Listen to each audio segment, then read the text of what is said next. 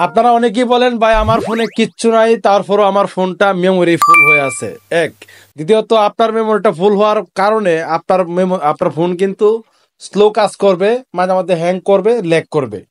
তো আপনাকে কি করতে হবে? আপনার মেমোরিটাকে খালি করতে হবে। এখন আপনি বলবেন যে ভাই আমার মেমোরিতে কিচ্ছু নাই, বা আমার মেমোরিতে যা আছে সব দরকারি জিনিস, এগুলো আমি কিভাবে ডিলিট করব? ভাই এগুলো দরকার না ডিলিট করার। আমি এমন কিছু প্রসেস দেখাবো যে কোনো কিছু ডিলিট না করেও আপনার মেমোরিটা খালি হবে। কারণ এমন এমন জায়গা কিছু মেমোরি স্টোরেজ ফুল হয়ে আছে যেগুলো আপনি নিজেও জানেন না। ফর এক্সাম্পল, আমি এখান থেকে আমার মোবাইলের সেটিংসে যাব। যাওয়ার পরে এখান থেকে আমার মেমোরিটা আগে আমি দেখাচ্ছি যে আমি কোনো কিছু ডিলিট না করি আমার মেমোরিটা কিভাবে ফাঁকা করি, দেখেন। তো আমি এখান থেকে আমার অ্যাবাউট ডিভাইসে ক্লিক করব। তারপর এখানে দেখতে পাচ্ছেন স্টোরেজ। আমার এখানে 128 জিবি রয়েছে। 128 জিবির মাধ্যমে 86 জিবি অলরেডি লোড হয়ে গেছে, ঠিক আছে। দেখেন আমি যদি এখানে ক্লিক করি, এখানে ইমেজে মাত্র 285 এমবি, মানে ছবিতে মাত্র 285 এমবি, আর ভিডিওতে মাত্র 7.82 জিবি, মানে 8 জিবির কাছাকাছি। আর এপিকে আছে 283, অ্যাপস আছে 26 জিবি। তো এখানে আপনার টোটাল দেখতে পাচ্ছেন 39 জিবি আদার্স। আর সিস্টেমে আছে 11 জিবি। এখন দেখেন আমার এখানে 80 জিবি ফুল আছে। এখন আপনার ফোনটা যদি 100 জিবি ফুল থাকে, 120 জিবি ফুল থাকে, তাহলে কিন্তু আপনার ফোনটা স্লো কাজ করবে ভাই, বেশি একটা কাজ করতে চাইবে না।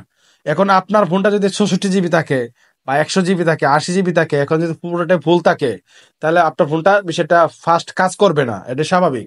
এখন আমি দেখাবো যে আসলে কিভাবে আপনার মেমোরিটা খালি করবেন।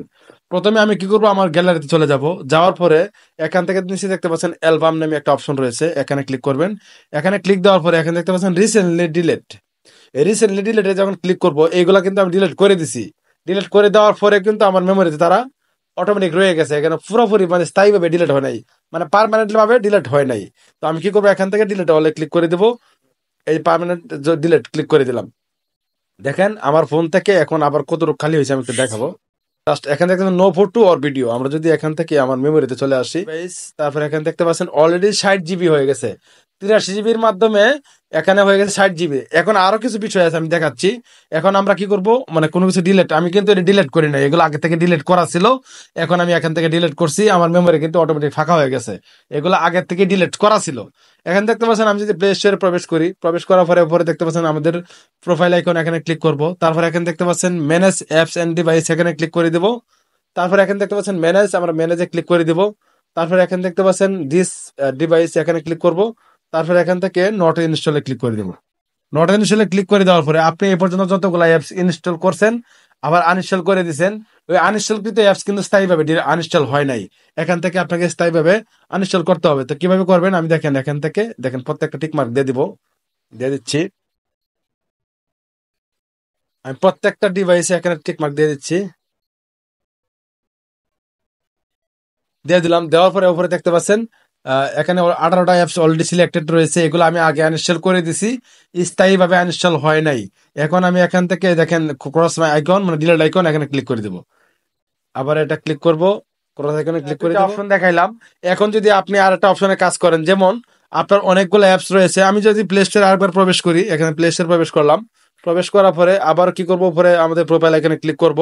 তারপরে এখানে দেখতে পাচ্ছেন সেটিংস নামে একটা আইকন রয়েছে, এখানে ক্লিক করে দেব। এখানে দেখতে পাচ্ছেন জেনারেল, আমরা জেনারেলে ক্লিক করব। তারপরে এখানে দেখতে পাচ্ছেন, এই দেখেন এখানে দেখতে পাচ্ছেন একটা অপশন রয়েছে অটোমেটিকলি আর্কাইভ অ্যাপস, জাস্ট এই অপশনটা কি করবেন, অন করে দিবেন। অন করলে কি হবে, এখানে স্পষ্টভাবে লেখা আছে আপনি যেই সব অ্যাপস ব্যবহার করবেন না, আপনার ফোনে ইনস্টল করা আছে, এইসব অ্যাপস কিন্তু অটোমেটিক আর্কাইভে চলে যাবে, এরা কিন্তু স্টোরেজ ব্যবহার করতে পারবে না, এরকম একটা বিষয় আর কি। যাই হোক, এটা ঠিক করে নেবেন। এরপরে আরেকটা বিষয় হলো আপনার ফোন থেকে মেমোরি খালি করা, মানে ফোন করার জন্য আপনি কি করবেন, আপনার ফোনের যে অ্যাপস গুলো রয়েছে, যেসব অ্যাপস আপনি ব্যবহার করেন না, এগুলো অবশ্যই আনইনস্টল করে দিবেন। আনইনস্টল করার পরে প্লে স্টোর থেকে অবশ্যই স্থায়ীভাবে আবার আনইনস্টল করবেন। ওকে, ফর এক্সাম্পল আমি ফেসবুকে যদি ক্লিক করে ধরে রাখি, তারপরে এখানে দেখতে পাচ্ছেন অ্যাপ ইনফো, এখানে ক্লিক করব। তারপরে এখানে দেখতে পাচ্ছেন স্টোরেজ ইউজ, এখানে দেখতে পাচ্ছেন এই ফেসবুক অলরেডি আমার এখান থেকে 1.7 জিবি ইউজ করছে ডাটা। এখন আপনি যেটা করবেন, এই ফেসবুক তো আমাদের যদি ডিলিট করে দেই, তাহলে নতুন করে আবার ইনস্টল করলে কিন্তু পাসওয়ার্ড দিয়ে ঢুকতে হবে। সেক্ষেত্রে আপনি যেটা করবেন, আপনি অবশ্যই দেখেন এখানে ক্যাশ রয়েছে 541 এমবি। আমি যদি ক্লিয়ার ক্যাশ করে দিই, তাহলে এখান থেকে 541 এমবি কিন্তু আমার এখান থেকে খালি হবে। আমি যদি আবারও আমার মেমোরিতে ক্লিক করে দিই, দেখেন এখান থেকে কিন্তু অলরেডি 59 GB রয়েছে ইউজ করা। তো এইভাবে প্রত্যেকটি অ্যাপসের ক্লিয়ার ক্যাশ করে দিবেন, তাহলে আপনার ফোনটা অনেকটাই ফাঁকা হবে। আপনার ফোনটা স্লো করবে না, হ্যাং করবে না, ল্যাগ করবে না, আপনার ফোনটা ফাস্ট কাজ করবে।